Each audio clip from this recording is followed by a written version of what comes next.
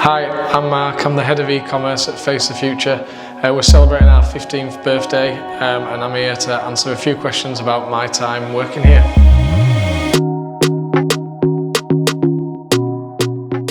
Okay, first question. When did you start working for Face the Future and what was your job title?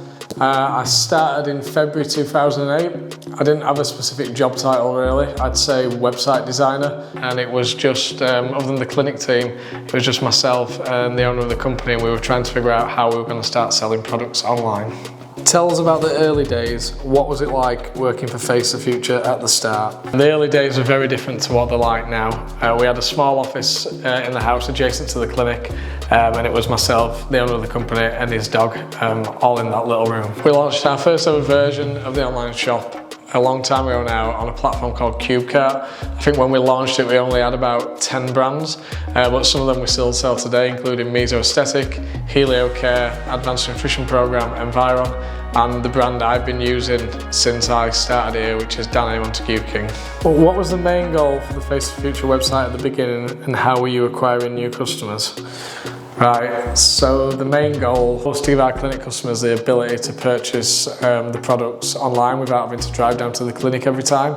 I don't think we ever envisaged that, the online side would grow to what it did. The world of e-commerce is very different now to what it was 15 years ago, and I don't think at the time we ever envisaged that the online side of the business would outgrow the clinic side of the business. I'll never forget when the store officially launched and had a couple of days with no orders, and the first order came in and it was for a Meso Aesthetic Hydrovital Factor K from a customer in London who had nothing to do with the clinic and never been to the clinic before, and I think that was when the cogs started turning and we realised the potential that selling online could have. So to continue to acquire new customers over the years, we had to move away just from organic Google search, and we introduced paid advertising on Google Ads, which really helped us as new competition came along. How did the team grow, and when did Face the Future start to see success? I think it was around 2013, 2014 when things really started to grow.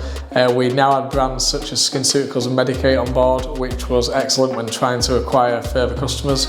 We had a great customer database that we were actively email marketing to, and we realised that the store that we originally launched wasn't fit for purpose anymore. To keep up with the times, we needed to upgrade to some new software. When the new store launched in October 2014, after 6 months of hard work, we saw all our key metrics grow rapidly, and that allowed us to recruit in other areas of the business. Looking back, can you think of any pivotal moments at Face the Future that got the business to where it is today? I think there have been so many over the years. Probably the most pivotal and toughest moment for me was back in May 2019 when the owner of the company, who I'd known for 13 years and worked with for 11, passed away unexpectedly. He was so hands-on in the business that it actually left a really big gap for us. So I had to step up from just doing everything from an e-commerce perspective and oversee all areas of the business. This was a really tough time for everyone at Face the Future because it meant that, as well as having to keep the business running, getting orders out in a timely manner, we all had to deal with the loss of somebody who was close to all of us here. However, 9 long months later, we got the positive news that the company had been acquired by new owners. And then from that point to where we are today, all the hard work has really paid off. As the longest standing member of the team, how did you feel about Paul and Julia buying the business and taking over? Well, I'm not a fan of the Sunday morning Teams messages that I get every week. Obviously at first with any news like this, you've got a range of mixed emotions.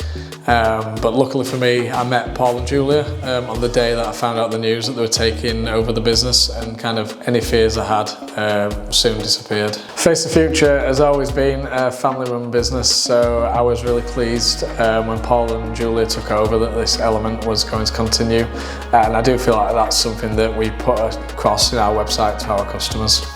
What are the main changes you've seen since the new Face the Future era began?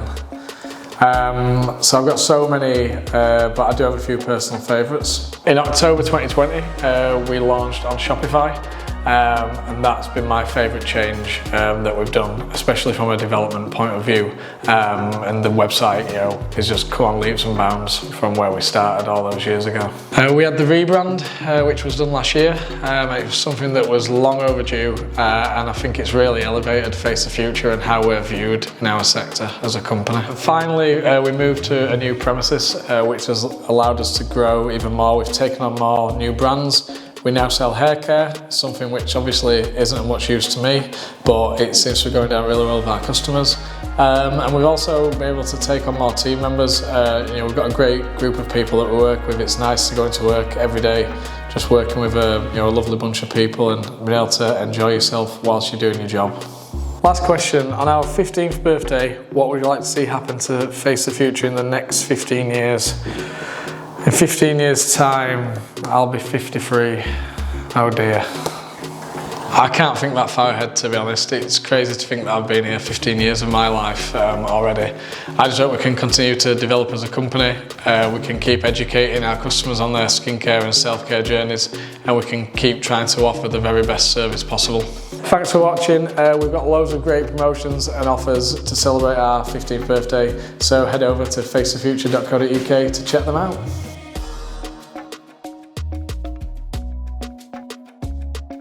Also, Sam said that he was a bit upset that he wasn't featured in this video because he's been working here for 6 years.